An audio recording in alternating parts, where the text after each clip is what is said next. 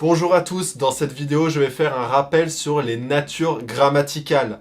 Et je ferai une vidéo la prochaine fois sur les fonctions grammaticales, car ce sont deux choses, les natures et les fonctions, qui sont souvent confondues.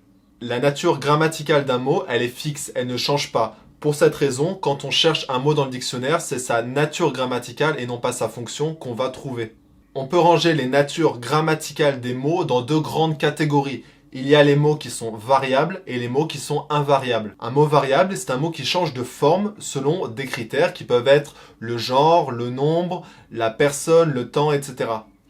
A l'inverse, un mot invariable, il s'écrit toujours de la même façon, il ne change pas de forme. Intéressons-nous aux natures grammaticales des mots variables.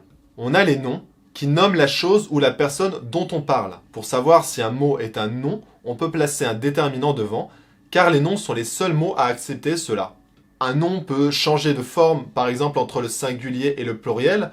On peut rajouter un S au pluriel, c'est donc bien un mot variable. On a ensuite les pronoms qui désignent quelque chose ou quelqu'un sans le nommer directement, car on sait de quoi on parle grâce au contexte. Voici donc deux natures grammaticales de mots variables qui servent à désigner des personnes ou des choses, les pronoms et les noms.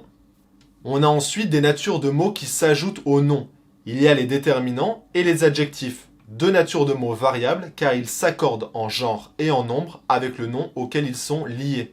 Les déterminants sont toujours placés devant le nom dont ils précisent souvent la quantité. Les adjectifs, eux, décrivent quelqu'un ou quelque chose. Enfin, la dernière nature grammaticale de mots variables concerne les verbes qui expriment donc une action, sauf le verbe être et les verbes d'état. Les verbes se conjuguent selon le mode, le temps et la personne, ce sont donc bien des mots variables. On a fait le tour des natures grammaticales qui concernent les mots variables, intéressons-nous maintenant aux mots invariables. Il y a des mots qui permettent de lier des propositions entre elles, ce sont les conjonctions de coordination et les conjonctions de subordination. Il y a également les adverbes, c'est une catégorie très large de mots difficiles à définir.